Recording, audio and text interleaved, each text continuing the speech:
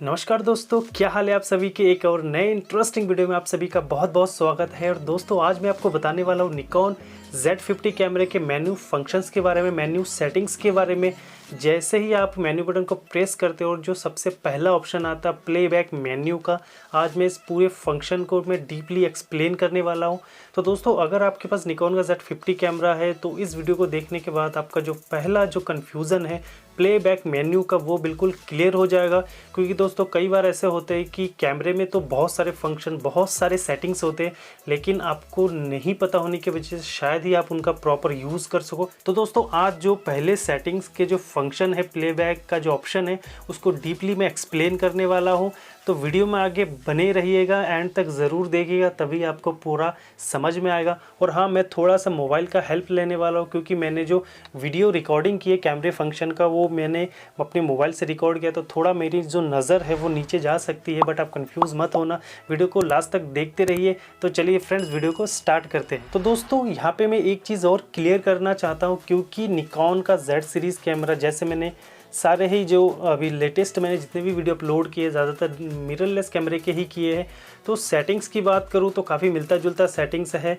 तो जो प्लेबैक का ऑप्शन है वो शायद सारे Z सीरीज़ में सेम देखने को मिलेगा, तो आप मैच कर लेना और उसके अकॉर्डिंग आप उसको समझ सकते हो। तो सबसे पहला, अगर मैं प्लेबैक मेन्यू में सबसे पहला ऑप्शन देखने को जो मिलता है वो डिलीट का ऑप्शन देखने को मिलता है।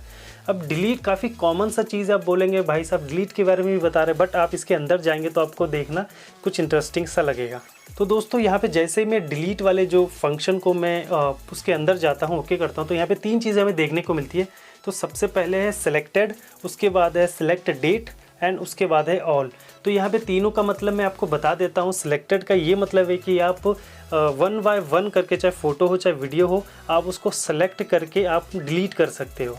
मान लीजिए मेरे पास 10 फ़ोटोज़ हैं, 10 में से कुछ वीडियोज़ भी हैं, उसमें से मैं 1 या 2 को सेलेक्ट कर लेता हूँ। ठीक है, यहाँ पे मैंने 3 को सेलेक्ट कर लिया है, और देखिए जैसे मैंने डिलीट के ओके बटन को प्रेस किया, ये यहाँ से डिलीट हो जाएगा।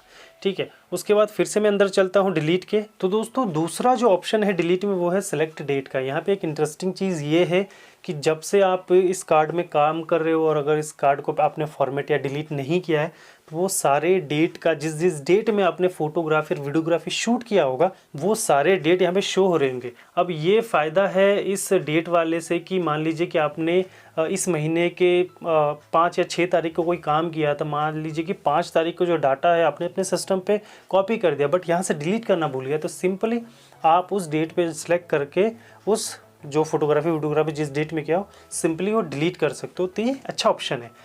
लास्ट में अगर डिलीट में मैं जाता हूँ तो यहाँ पे देखने को मिलता है ऑल। ऑल का मतलब तो आप समझ ही गए हो, आपका जो कैमरा है वो आपके कार्ड में जितने भी फ़ोटो और वीडियोज़ हो गए सबको डिलीट कर देगा। दूसरा हम चलते हैं, दूसरा है प्लेबैक फोल्डर। तो दोस्तों यहाँ पे देखिए, तो यहाँ पे 3 ऑप्शन देखने को मिल रहा है। एक तो लिखा है NZ50 ऑल और करंट। NZ50 का मतलब है निकॉन Z सीरीज़ 50 कैमरा, ठीक है। ऑल का मतलब है ऑल, और करंट का मतलब है करंट टाइप।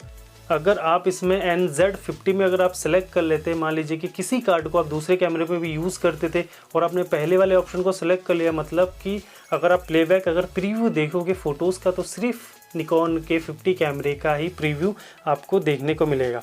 और अगर आपने ऑल पे क्लिक कर लिया है, ऑल पे सेलेक्ट कर लिया, मतलब अगर उस कार्ड को आपने 4 कैमरे में भी यूज़ किया होगा, तो जैसे आप प्रीव्यू देखने के लिए फ़ोटो या वीडियो को प्रीव्यू बटन को प्रेस करोगे तो आपका जो सारा डाटा है वो 1 बाय 1 करके आपको दिखाएगा। और करंट में अगर आप करंट वाले ऑप्शन में भी सेलेक्ट करते हो तो भी वो सिर्फ सेम कैमरे का, जिस कैमरे में आप यूज़ करें उसी कैमरे का डाटा दिखाएगा। तो ये हमेशा ऑल पे करके रखें। कई बार होता है मुझे डाटा देखना पड़ता है कि क्या इसमें दूसरा कोई डाटा है या नहीं है, तो आप ऑल पे करके रख सकते हो। उसके बाद दोस्तों तीसरा जो ऑप्शन है वो है प्लेबैक डिस्प्ले ऑप्शन। अब प्लेबैक डिस्प्ले ऑप्शन भी काफ़ी अच्छा फीचर्स है। अब मान लीजिए कि आपने एक फ़ोटोग्राफी शूट किया, फ़ोटोग्राफी में क्या डिटेल है, आपका फोकस कहाँ पर है, आपका हिस्टोग्राम, आपका RGB डाटा क्या है। अगर आपको सडनली अगर आपको जानना है तो सिंपली आपको क्या करना होगा, यहाँ पे प्लेबैक ऑप्शन पे जाके कुछ सेटिंग्स को इनेबल करना होगा। अब मान लीजिए एग्जांपल के तौर पे मैंने यहाँ पे एक फ़ोटो शूट किया, फ़ोटो तो क्लिक हो गया, बट मेरा फोकस कहाँ पे था मुझे पता नहीं चला, कहीं कहीं ऐसे कन्फ्यूज़न हो जाता है।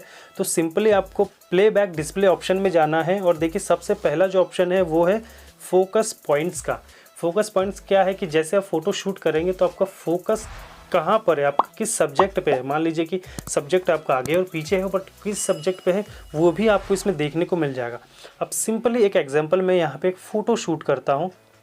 अब मान लीजिए सामने एक सिक्योरिटी स्टैंड है, तो जैसे मैंने यहाँ पे फ़ोटो क्लिक किया, देखिए रेड कलर का सर्कल आ रहा है, मतलब मेरा जो फोकस पॉइंट है वो यहाँ पर है।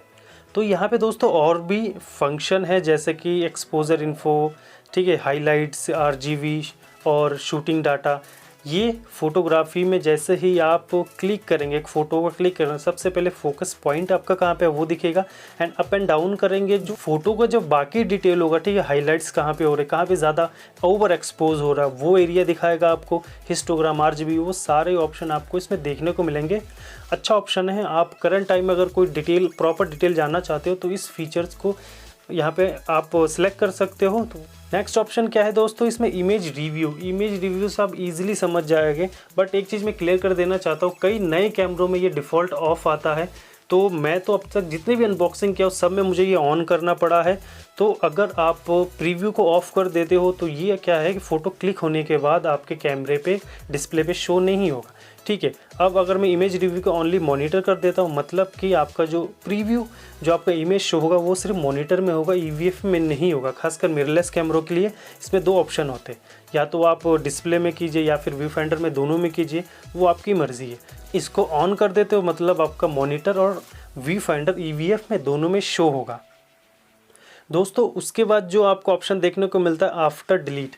आफ्टर डिलीट का ये मतलब है कि जब भी आप अपने फ़ोटोज़ को डिलीट करना चाहते हैं, वो डिलीट होने के बाद वो आगे क्या शो होना चाहिए, ठीक है। तो जैसे मैं इसको अंदर जाता हूँ तो यहाँ पे लिखा हुआ शो नेक्स्ट, शो प्रीव्यूज़ या कंटिन्यूज एज बिफोर। तो सबसे पहला शो नेक्स्ट का ये मतलब हुआ कि जैसे ही मान लीजिए कि मैं 5वें नंबर की फ़ोटो, मान लीजिए आपके पास 10 फ़ोटोज़ है, आप 5वें नंबर के फ़ोटोज़ को जैसे डिलीट करोगे, कैमरा आपका 6ठे नंबर की फ़ोटोज़ को दिखाएगा। शो नेक्स्ट मतलब अगला फ़ोटो आपको दिखाएगा, 6ठे को करोगे फिर 7वां दिखाएगा, तो ऐसे ये शो होगा। तो यहाँ पे मैं एग्जांपल के तौर पे कुछ फ़ोटोज़ को क्लिक कर लेता हूँ और उसको डिलीट करके भी हम देखेंगे। तो उसके बाद क्या है ऑप्शन, इसमें लिखा है शो प्रीव्यूज़, मतलब अगर आप 5वें नंबर की फ़ोटो को डिलीट करेंगे तो कैमरा आपके 4थे नंबर के फ़ोटो को प्रीव्यू करेगा, 4थे को करोगे तो वो 3रे नंबर का प्रीव्यू करेगा। तो इस रॉ पे वो प्रीव्यू करेगा, मतलब शो प्रीव्यूज़, पीछे का फ़ोटो दिखाएगा। तो लास्ट में जो ऑप्शन है कंटिन्यू एज बिफोर, मतलब अगर आप अपने रॉ में आगे की ओर जा रहे हैं या पीछे की ओर जा रहे हैं, जिस रॉ में जिस साइड जाएंगे, जैसे डिलीट करेंगे वो उस रॉ के अकॉर्डिंग ही आपके फ़ोटोज़ को शो करेगा। इसके बाद जो फंक्शन है वो है आपका रोटेट टेल।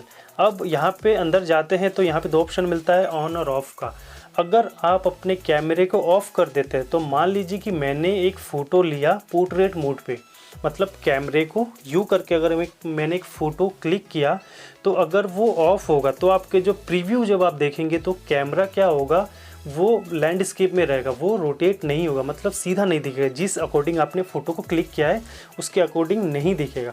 और जैसे ही मैं फंक्शन या सेटिंग्स में जाके इसको ऑन कर देता हूँ और मैं फिर से फ़ोटो को क्लिक करता हूँ, ठीक है, एग्जांपल के तौर पे मैंने 1 या 2 फ़ोटो क्लिक कर लिया था, और दोस्तों जैसे मैं सेटिंग्स पे जाके इसको ऑन कर देता हूँ और मैं फ़ोटोज़ के रिव्यूज़ को देखता हूँ, तो देखिए अपनी जितने फ़ोटो को भी अगर आपने पोर्ट्रेट मोड पे क्लिक किया होगा वो पोर्ट्रेट मोड पे ही शो हो रहा है। तो आप इसे ऑन करके रखिए तो अच्छा होगा। कई बार होता है कि आप पोर्ट्रेट में फ़ोटोग्राफी करते फिर कैमरे को तो आपने सीधा कर दिया, लैंडस्केप में कर दिया, फ़ोटो उसी पोजीशन पे रहेगा, बट इसको आप ऑन करके रखिए तो आपके लिए अच्छा होगा। अगला फंक्शन क्या है दोस्तों, वो है स्लाइड शो। अब स्लाइड शो में जैसे ही अंदर जाता हूँ, सबसे पहले स्टार्ट, उसके बाद इमेज टाइप, उसके बाद फ्रेम इंटरवल, ठीक है। तो स्टार्ट में करेंगे तो आपका जो स्लाइड शो है स्टार्ट हो जाएगा।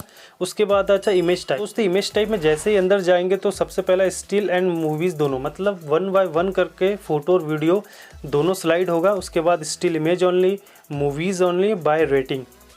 तो यहाँ पे अलग अलग आप स्लाइड शो को ऑन कर सकते हो। तो दोस्तों यहाँ पे मैं आपको बताना चाहूँगा, मान लीजिए कि आप वेडिंग शूटर हो और आप अपने वेडिंग्स की फ़ोटोग्राफी और वीडियोग्राफी शो करना चाहते हो अपने, जिसका आपने वेडिंग शूट कर रखा है, तो आप स्लाइड शो में जाके भी अपने LED वॉल के साथ कैमरे को कनेक्ट करके स्लाइड शो का ऑप्शन को सिलेक्ट कर सकते हो। तो यहाँ पे मैंने थोड़ा सा जो प्रैक्टिकली किया था, फ़ोटोज़ तो स्लाइड हो रहा था, बट वीडियोस मान लीजिए वेडिंग्स में होता है क्या, 3-4 सेकंड का क्लिप भी होता है, लॉन्ग वीडियो भी होता है। तो वहाँ पे अगर मैं जो इंटरवल का ऑप्शन था वहाँ पे फ्रेम इंटरवल, तो वीडियोस मुझे नहीं दिख रहा था, प्रॉपर एक वीडियो चल रहा था उसके बाद ही हो रहा था।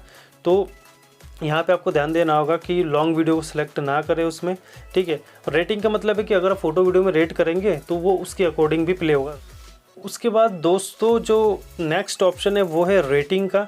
अब रेटिंग एक अच्छा ऑप्शन है। मान लीजिए कि आपने 50 फ़ोटो शूट किया है और 50 में से 20 या 25 कुछ बेहतरीन फ़ोटोज़ है जिन्हें आप प्रिंट आउट करा सकते हो या अपने पार्टी को अच्छा आउटपुट दे सकते हो उन फ़ोटोज़ के थ्रू। तो आप क्या कर सकते हो कि आप अपने फ़ोटोज़ को रेट कर सकते हो। सिंपली आपको जो अप वाला जो कर्सर है उसको ऊपर करना होगा। ऊपर करते ही आपका जो रेटिंग है 1 से लेके 5 तक आप उसे रेट कर सकते हो। और जब भी आप उसको देखना चाहोगे उन फ़ोटोज़ को तो रेट के अकॉर्डिंग आप उनको देख सकते हो। और सिंपली मैंने जब ये स्लाइड शो में आपको एक ऑप्शन बताया था जहाँ पे आपका लिखा था वाई रेटिंग। अब रेटिंग वाले में क्या है कि यहाँ पे काफ़ी सारा ऑप्शन आ जा रहा है कि फर्स्ट सेकंड थर्ड रेटिंग करना चाहते हो तो कर सकते हो। और यहाँ पे क्या है कि जो आपने फिफ्थ जो 5 नंबर रेटिंग किया था उनको भी आप प्ले करके यहाँ पे स्लाइड शो में आप इसको प्ले कर सकते हो। तो अच्छा ऑप्शन है, आप ट्राई कीजिएगा कभी। उसके बाद हमारा जो पहला जो प्लेबैक मेन्यू का जो फंक्शन एंड सेटिंग्स था वो कंप्लीट हो गया है। और दोस्तों आगे भी जो इसमें photo shooting menu, video shooting menu का जो भी सेटिंग या फंक्शन होगा वो भी मैं धीरे धीरे एक्सप्लेन करूँगा, ठीक है। तो दोस्तों प्लेबैक मेन्यू का मैंने क्लियर कर दिया है डीपली। अगर फिर भी आपको थोड़ा बहुत कन्फ्यूज़न है तो आप मुझे कमेंट करके पूछिएगा ज़रूर। और आप मुझे इंस्टाग्राम पे भी फॉलो कर लीजिए, वहाँ भी मैं आजकल एक्टिव हूँ। तो आपका जो क्वेश्चन का जो आंसर है वो और भी ज़्यादा फास्ट देखने को मिल जाएगा। तो दोस्तों आज का जो वीडियो था आपको कैसा लगा कमेंट करके ज़रूर बताइएगा। और अपने दोस्तों के साथ इसको शेयर करना मत भूलिएगा, क्योंकि मैंने जो फंक्शन बताया काफ़ी डीपली बताया है। आपके लिए बहुत ज़्यादा मेहनत कर रहा हूँ आजकल। आप देख ही सकते हो मेरे चैनल पे लेटेस्ट जो वीडियोज़ है मैं कंटिन्यू वो अपलोड कर रहा हूँ ताकि आपको कोई भी प्रॉब्लम ना हो। तो दोस्तों वीडियो अगर अच्छी लगी हो तो लाइक कर दीजिए, शेयर कर दीजिए। और चैनल पर अगर आपने पहली बार विजिट किया है तो ऐसे इंटरेस्टिंग वीडियो आपके लिए मैं बनाता रहता हूँ। तो चैनल को कर लीजिएगा सब्सक्राइब, बेल आइकन को प्रेस करके ऑल पे क्लिक कर देना ताकि कोई भी वीडियो आपसे मिस ना हो सके। तो चलिए दोस्तों एक नई वीडियो में आपसे मुलाकात होगी, तब तक के लिए गुड बाय।